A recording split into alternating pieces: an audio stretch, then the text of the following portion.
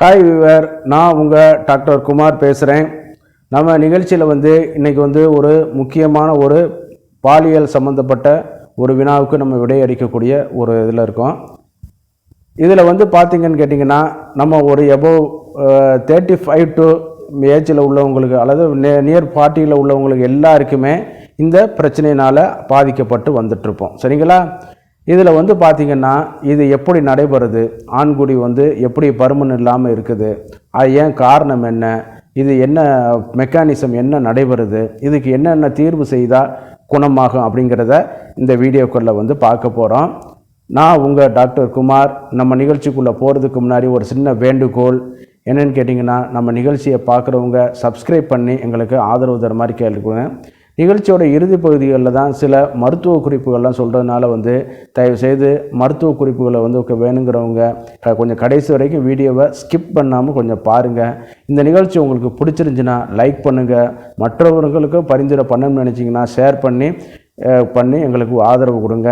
இந்த நிகழ்ச்சி எங்களுக்கு சப்ஸ்கிரைப் பண்ணி தொடர்ந்து ஆதரவு தருமாறு கேட்டுக்கொள்கிறேன்.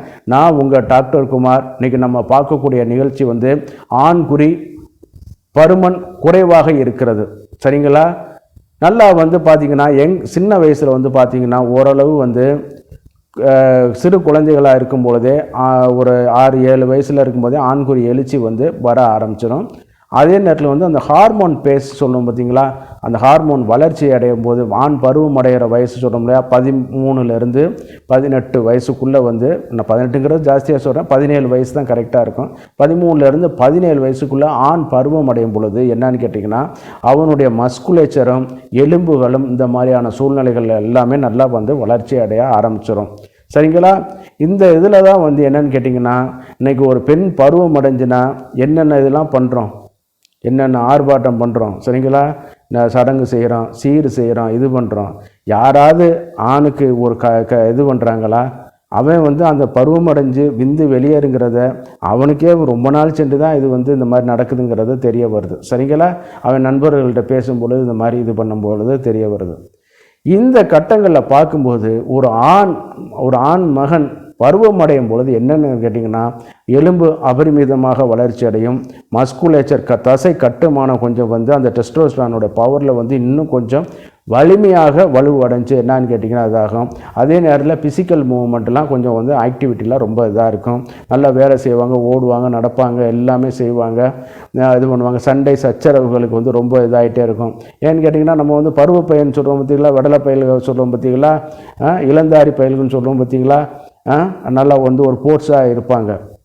ஆனால் அந்த நேரத்தில் ஒரு ட்ராபேக் நடைபெறும். நம்ம 13-17 வயசில் நம்மளுக்கு யாரும் இருக்காதனால, நம்ம கண்டுபிடிக்க முடியாதனால, சொல்ல முடியாதனால என்னன்னு கேட்டிங்கன்னா, நம்ம அதை பற்றி கண்டுக்கிறாமே விட்டுருவோம். இந்த எலும்புகள்லாம் வளர்ச்சி போகிறதுனால, தசைகள்லாம் வளர்ச்சி போகிறதுனால என்னன்னு கேட்டிங்கன்னா, எலும்புகள் மூட்டுகளில் வலி ஏற்படும். சரிங்களா? வலி ஏற்படும், தசைகளில் கொஞ்சம் வலி ஏற்படும். நம்ம விளையாண்டு அந்த மாதிரியான ஒரு இதில் இது பண்ணதுனால என்னன்னு கேட்டிங்கன்னா, அது நம்ம கண்டுக்கிறது கிடையாது. வலியை கண்டுக்கிறல, தூங்கி எழுந்திரிச்சா சரியாயிடும் அப்படின்னு. இந்த நேரத்தில் தான் நம்ம அந்த தவறை பண்ணிடுறோம். சரிங்களா?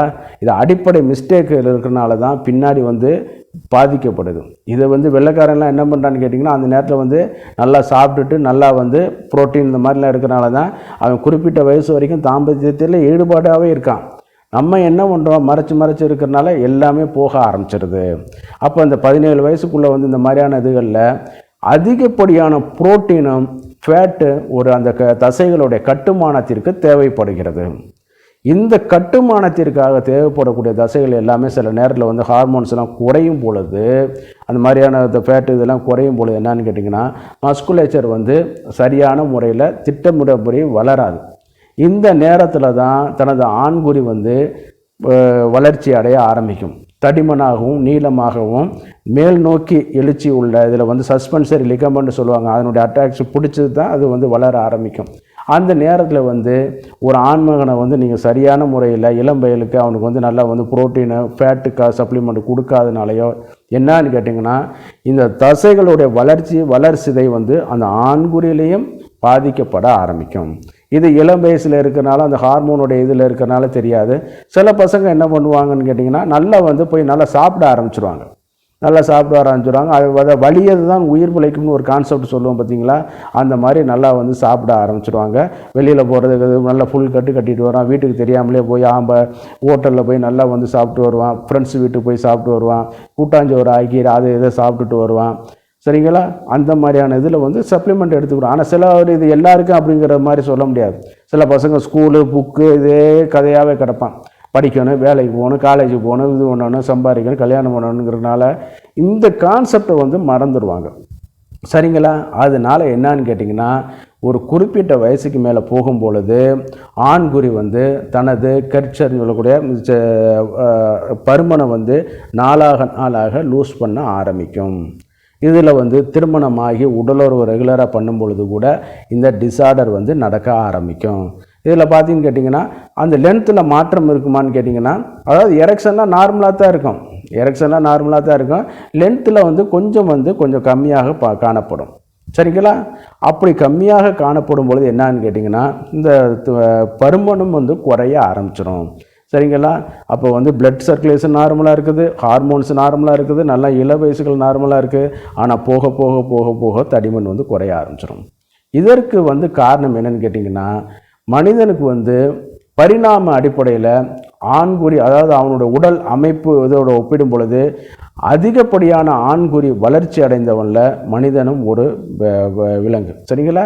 மிச்சம் எந்த விலங்குக்கும் இல்லாத அளவுக்கு அதிகமாக இது, அதாவது அவன் உடல் எடை ஹைட்டை ஒப்பிடும் பொழுது மற்ற விலங்குகளை காட்டில் இவனுக்கு வந்து அதிகப்படியான ஆண் உறுப்பு வந்து வளர்ச்சி அடைஞ்சது. சரிங்களா?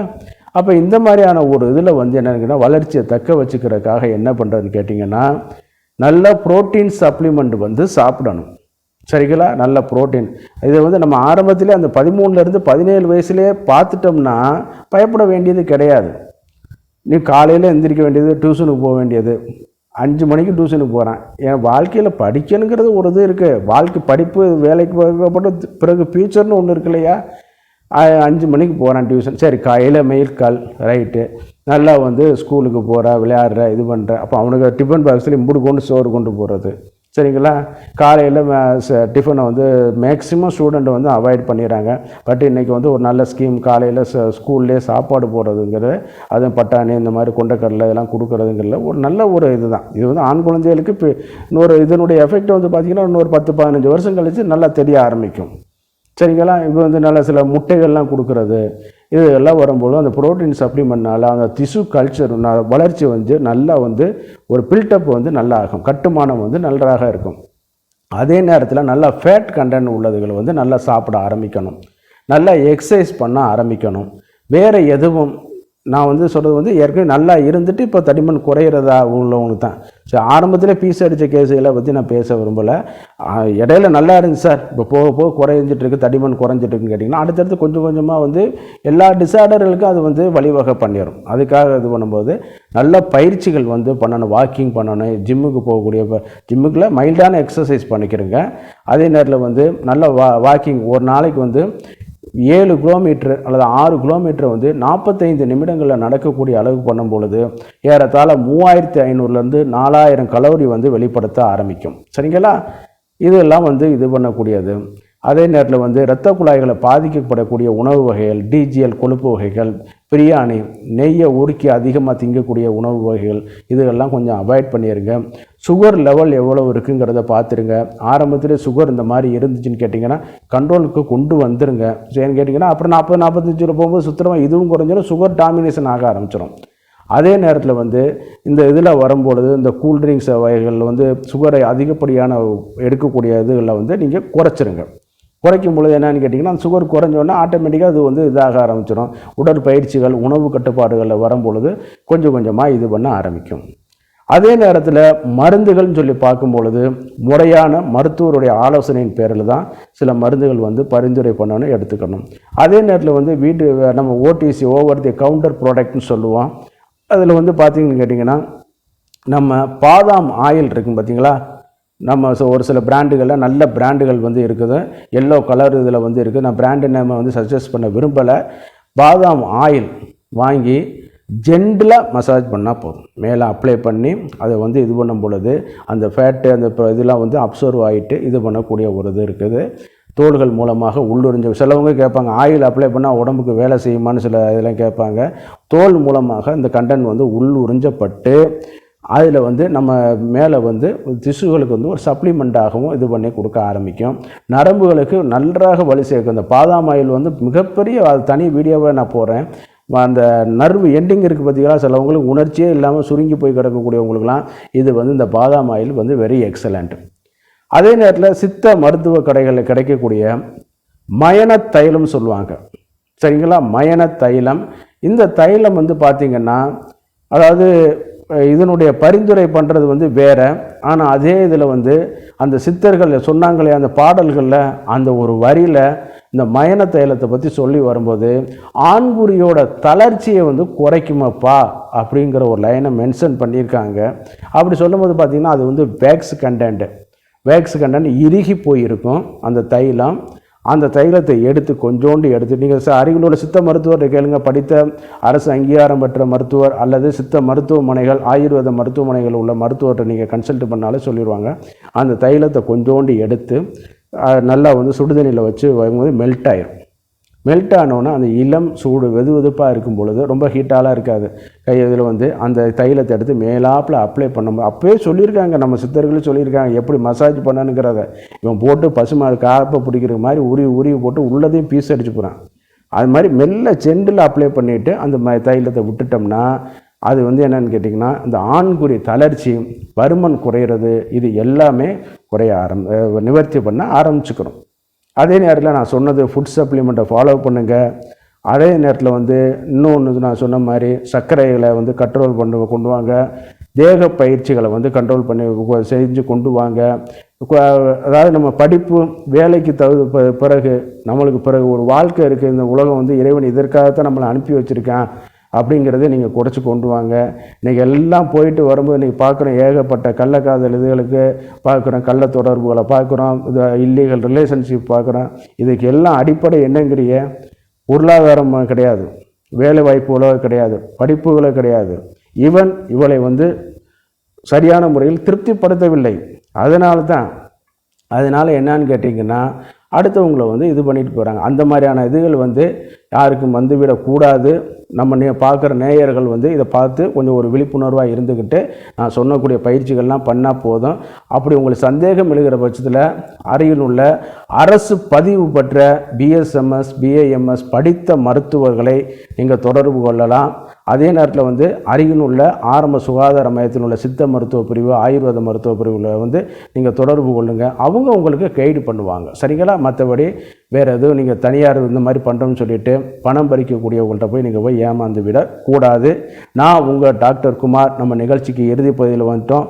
இந்த நிகழ்ச்சி உங்களுக்கு பிடிச்சிருந்துச்சுன்னா லைக் பண்ணுங்கள், ஷேர் பண்ணுங்கள், சப்ஸ்கிரைப் பண்ணுங்கள். நன்றி, வணக்கம்.